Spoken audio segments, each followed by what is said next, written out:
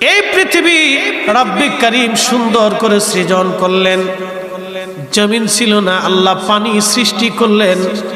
পানি সৃষ্টি করার পরে আমার আল্লাহ পাক আরশে মুআল্লাকে সৃষ্টি করার পরে এই পানির উপরে আমার আল্লাহ আরশে মুআল্লাকে রাখলেন।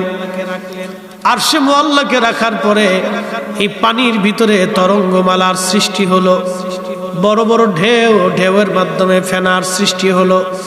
এই ফেনার মাধ্যমে আমার আল্লাহ জমিন, এই মাটি আমার আল্লাহ সৃষ্টি করলেন।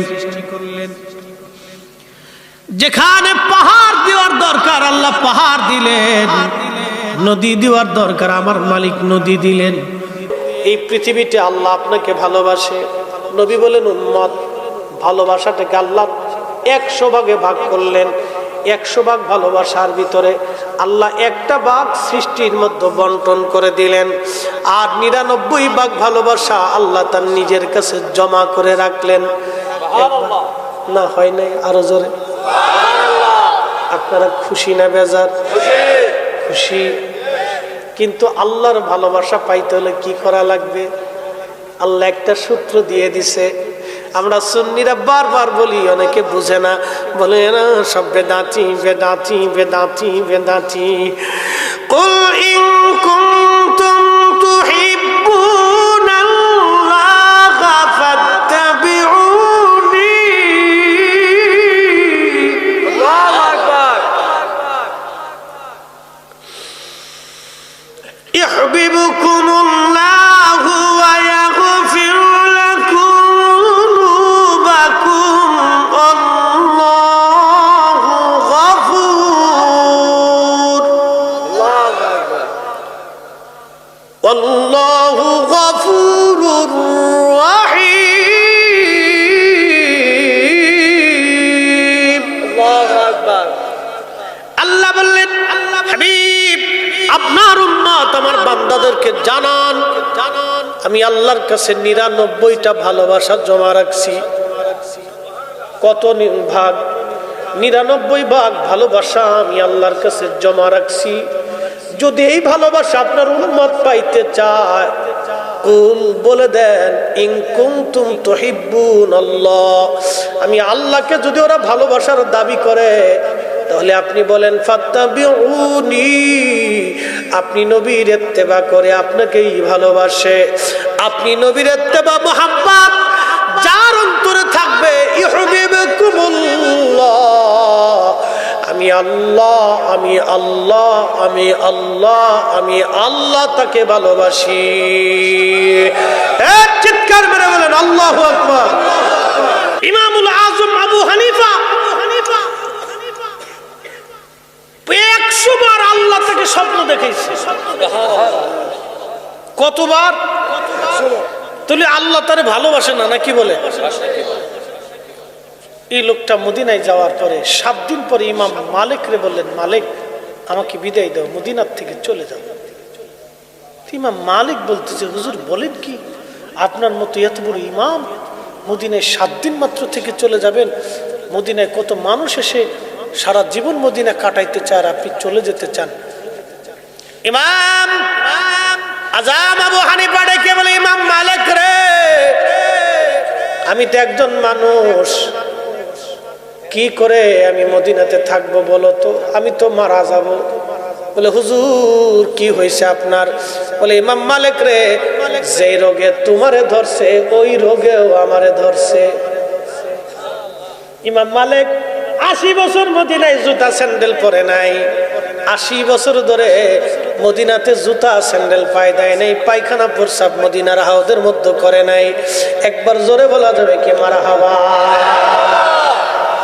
ইমাম মালিক ডেকে বলল, হুজুর কি বলেন আপনি? বলে, ইমাম মালিক রে, আজকে 7 দিন হলো আমি ইমাম আযম আবু হানিফা 7 দিন ধরে আমি পায়খানা প্রস্রাব করি না। বলো ইমাম মালিক, যে মদিনার মাটির মধ্যে নবী ঘুমায়, ওই মদিনার মাটির মধ্যে আমি কি করে পায়খানা প্রস্রাব করি?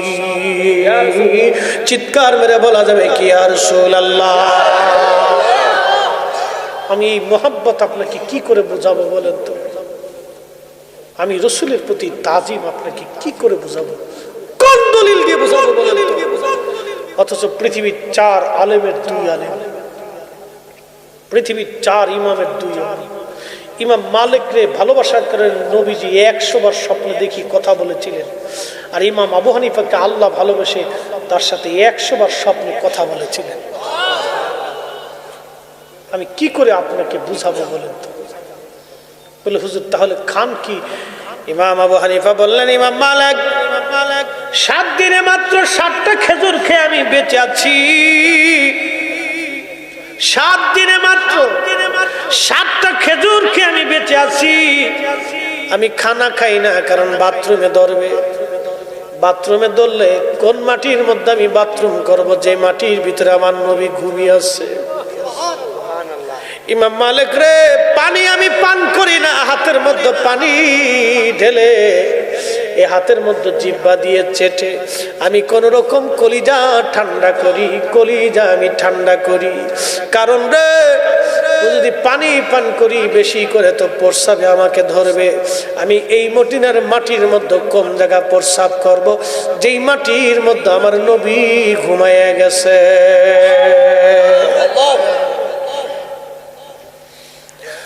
মুসলমান,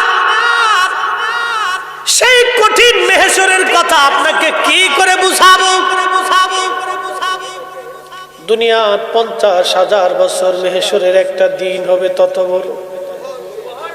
আহা, 60 বছরকে যদি 50,000 বছর দিয়ে ভাগ দেন তো বেরিয়ে আসবে কত সময় আপনি দুনিয়ার মধ্যে থাকেন।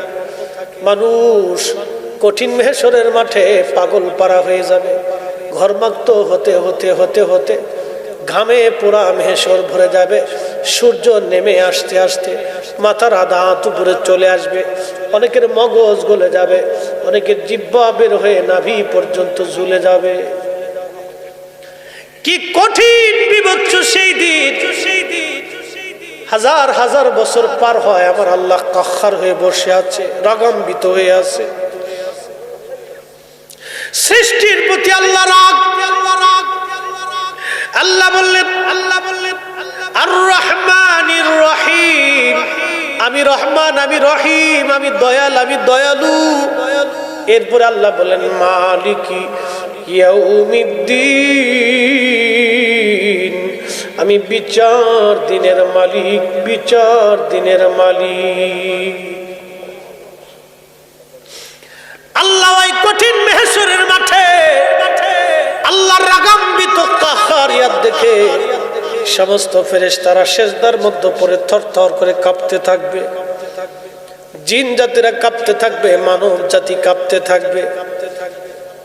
কঠিন ওই মেহশরে সব মানুষগুলি পাগল পারা হয়ে দৌড়াইয়া হযরত আদম সফিউল্লাহর কাছে যায় বলবে, বাবা আদম গো, আপনি আমাদের আদি পিতা ছিলেন। আল্লাহ আদর করে আপনাকে সৃষ্টি করেছিলেন, জান্নাতে আল্লাহ রেখেছিলেন। আপনি একটু আল্লাহর দরবারে যে আল্লাহকে কাহ্হারিয়াত থেকে নরম বানায় দেন। আদম নবী বলবে, আমার সন্তানরা আমার কাছে আইসো না, চলে যাও, আমি খুব পেরেশানির মধ্যে আছি। যাও তোমরা আমার থেকে অন্য কোন নবীর কাছে যাও। নূহ আলাইহিস সালামের কাছে যাবে, নূহ নবী একই কথা বলে দিবে, যাও আজকে আমার দরবারে কোনো কাজ হবে না। ইব্রাহিমের কাছে সে বলবে, খলিল, আল্লাহ আপনাকে আদর করে খলিলুল্লাহ বানাইছে, আপনি একটু আল্লাহর দরবারে যান, আপনি তো আল্লাহর বন্ধু। ইব্রাহিম আলাইহিস সালাম সাহস করবে না, না না তোমরা অন্য কোনো পয়গম্বরের কাছে যাও, আমি খুব পেরেশানির মধ্যে আছি। তার মানে গুনার জন্য না, কিন্তু আল্লাহর কাহ্হারিয়াত দেখে নবীরা পর্যন্ত হাঁটু গেড়ে বসে যাবে। অর্থাৎ চিন্তা করবে কেমনে আল্লাহকে রাজি করা যায়, কেমনে আল্লাহকে নরম করা যায়। সৃষ্টির প্রতি আল্লাহ বেজার হয়ে যাবে ওই দিন। কঠিন কাহ্হারিয়াত কে নরম করবে? আল্লাহকে। সব মানুষেরা দৌড়াইয়া মুসা কালিমুল্লাহর কাছে যাবে। মুসা, তুমি তো কালিমুল্লাহ, আল্লাহর দরবারে যাও, আল্লাহর সাথে কথা বলো। কালিমুল্লাহ বলবে, না গো, আজকে আমার বন্ধু, আমার হযরত ঈসা রুহুল্লাহ বলবে, যাও ওই নবীর বারগাহে, আজকে নবী ছাড়া আর কোনো উপায় নাই। সৃষ্টির সবাই দৌড়াই যাবে, দৌড়ায় আল্লাহর নবীর সামনে আমরা উম্মত যারা আছি কাঁদতে থাকবো। হুজুর কঠিন এই মেহেশর আমাদের আর সহ্য হচ্ছে না। নবী গো, ঘর্মাক্ততা, কঠিন তেজস্বীয়তায় সূর্যের তাপে আমরা দিশেহারা হয়ে গেছি, তৃষ্ণার যন্ত্রণায় কাতর হয়ে গেছি, জিহ্বা আমাদের বের হয়ে গেছে, কলিজা আমাদের শুকায় গেছে। আল্লাহর নবীর সামনে উম্মতরা দাঁড়ায় দাঁড়ায় কাঁদবে। হুজুর গাউসে পাক কাঁদবে, হুজুর খাজা মাইনুদ্দিন চিস কাঁদবে, হুজুর দাতাগঞ্জে বক্স কাঁদবে, হুজুর বাহাউদ্দিন নাসমান বুখারী কাঁদবে, হুজুর মুজাদ্দিদ আল ফসানি কাঁদবে, ইমাম শাফিঈ কাঁদবে, ইমাম হাম্বলি কাঁদবে, ইমাম মালিক কাঁদবে, ইমাম আবু হানিফা কাঁদবে। ও বন্ধু, তাবিরা কাঁদবে, তাবিনরা কাঁদবে, সাহাবীরা কেঁদে ফেলবে। নবী গো, মেহেশর বড় কঠিন লাগে। আল্লাহ পাক হাবিব এই কান্নার দৃশ্য দেখে আর সহ্য করতে পারবে না, একটা দৌড় মেরে আরশে মুআল্লার সামনে রাব্বে করিমের কুদরতি কদমের নিচে মাথা নত করে সেজদার মধ্যে পড়ে নবী কেঁদে কেঁদে বলবে, ইয়া রব হাবলি উম্মতি, ইয়া রব হাবলি উম্মতি। আল্লাহ, আমার উম্মতের হবে কি? আমার উম্মত গুনাহগার, আমার উম্মত গুনাহগার। ইয়া রব হাবলি উম্মতি, আমার উম্মত বড় গুনাহগার আল্লাহ, আমার উম্মত বড় গুনাহগার আল্লাহ। আল্লাহ ডাক দিবে, হাবিব মাথা উঠান, আজকে আর কাঁদবেন না গো নবী, আপনি মাথা উঠায় দেন। হুজুর, আমি কোরআনে বলেছি, আসা আইয়া বাসাকা রাব্বুকা মাকামান মাহমুদা।